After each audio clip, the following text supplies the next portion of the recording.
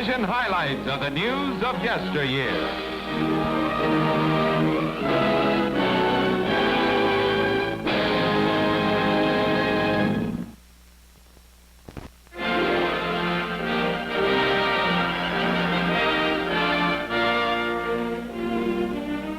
Here's George Bernard Shaw in his somewhat comparative youth. And here, with his non-writing hand in a sling, the extraordinary Irishman escorts his lady like an ordinary gentleman. In 1933, at the age of 77, Shaw makes his historic visit to America, and by refusing to talk to reporters, he really makes news. But Shaw could talk, and did on rare occasions. Now,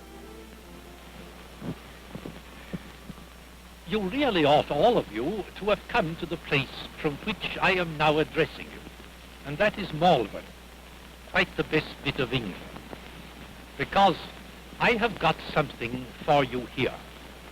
What you really want is new minds and souls, or you want your old minds and souls repaired, renewed. Well, I am down here at Malvern with a very great friend of mine, who is known perhaps to some of you. I mean Sir Barry Jackson. And Sir Barry Jackson and I are in the same business. We provide people with new minds and with new souls, or we repair their old minds and their old souls. And we do it by means of the theatre. We have made a theatre in Malvern, practically a new theatre, all for your accommodation. And we are going to do a number of plays, which are all written by me, I may say, and therefore they're not the old sort of play that makes you, persuades you to laugh when you are not really amused, and which persuades you to feel very emotional when there's really nothing the matter. My plays are all in the business of providing the new minds and the new souls. That is our business. You will have to come to the theatre quite early, at about 6 o'clock, and you'll have to stay there very late. It'll be a tremendously long business, and you'll suffer a great deal in the process. But it will be, on the whole, you will go away feeling that you have had your money's worth to a most tremendous extent.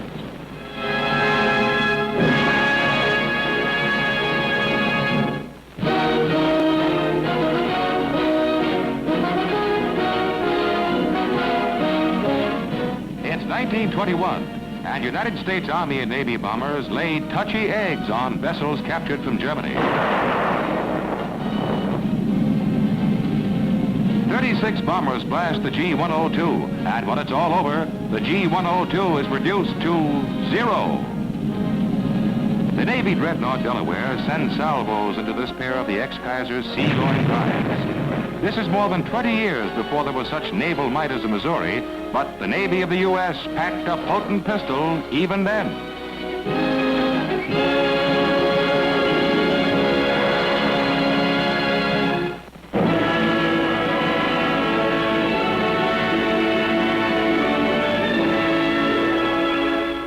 It's 1929, and here's the then Ambassador Charles Dawes speaking at his ancestral home in England. United States Minister to Britain, Dawes and his inverted pipe were popular twosome on both shores of Atlantic, with Dawes best remembered as Vice President under Coolidge. Here with wife and child is Sweden's Count Bernadotte. It's October 1930, and death in a Palestine tragedy is long way off for father of little Gustav. Here's his countess, the former Estelle Manville, happy in her marriage, which is one day to be destroyed by assassin's bullets. Setting sail for Rome and an official visit with the Pope, here's Archbishop Patrick Hayes. It's only 1921, and Hayes is already head of the Archdiocese of New York. It is not until 1924 that he is made the immortal Patrick Cardinal Hayes.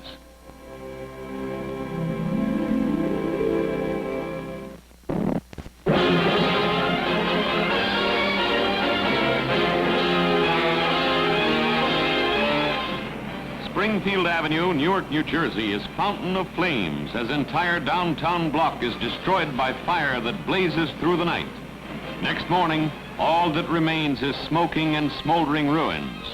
The time, late 1920s, and it was years since Newark suffered by baptism of fire such as this, and it was years before it suffered another. Flash blazes during day take their toll of firemen. One more drops.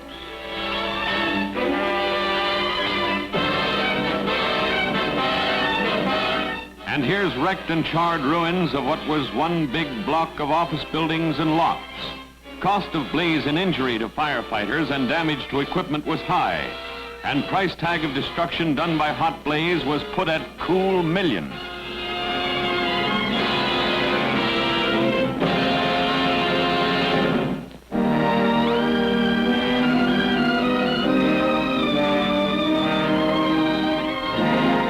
Its mass merger in Montreal Ball in the early 1930s as 105 romantic couples prepare to take their vows in production line wedding ceremonies.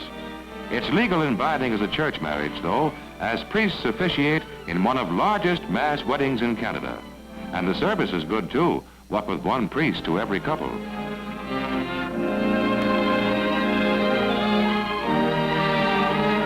If you're interested in statistics, friends of the brides and grooms jam the stands by the thousands.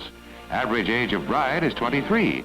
Average age of the 105 males giving up their freedom for matrimonial bliss is all of 26. Idea of mass wedding was begun by parish priest, and his 105 marrying couples made the ceremony a 105-ring circus.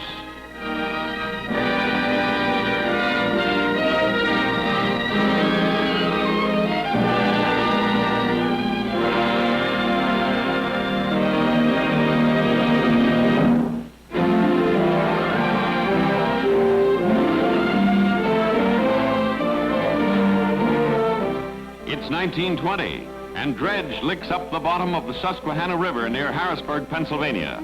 Dredge is not deepening channel for river traffic, but salvaging coal washed down from mines along the waterways. With coal at premium since close of recently ended World War I, this operation is saving money. With barge loaded to gunnels and heaped over, the dredge quits for the day, and wet fuel heads for dry land. Yes, you guessed it, the barge is powered by an old-fashioned paddle wheeler.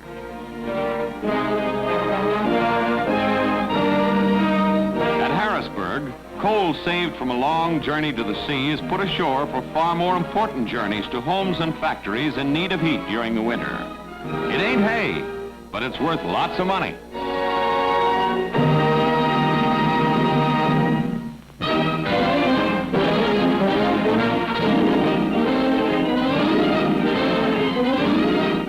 Here's end of record-breaking flight from Los Angeles to New York.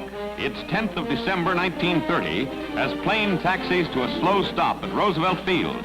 And who steps out of plane but one of America's leading woman flyers, Ruth Nichols of Cincinnati. Mom's plenty proud of her daughter, too, for Ruth's flight established coast-to-coast record of 13 hours, 22 minutes, which was 1 full hour better than mark set by Lindy.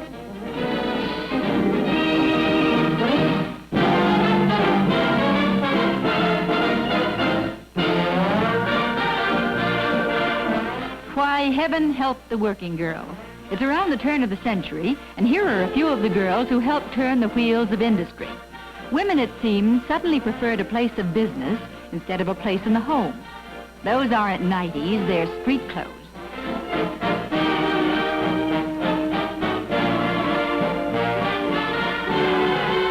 In the early days of finery for chorus girls, every stage show boasted of chorus a la Floridora, and the wide hats were not only the fashion, they filled the stage with something anyway.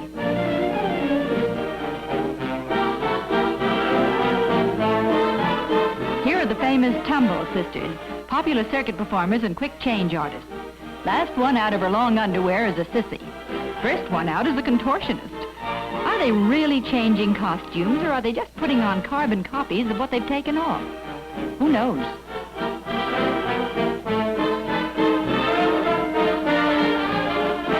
Well, Anyway, here's what the change was for. And those things they're wearing aren't headpieces, they're headaches. Even aspirin couldn't cure.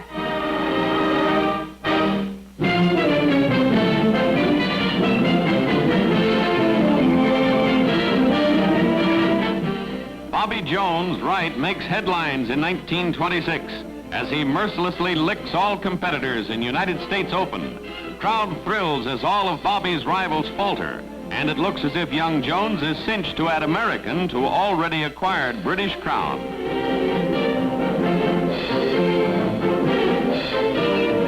And Bobby does it, winning 2 Open championships in 1 year. 4 years later, though, Bobby won all 4 top golfing crowns. It's 28th of January 1926, and here are final events of 3-day World Skating Championships at St. John's, New Brunswick. And winter sports history is in the making here. It's big meet with big names in skating such as these: Gorman, new world's champ, and Thunberg, Little Finland's best. Second high scorer in meet is Chicago's O'Neill Farrell.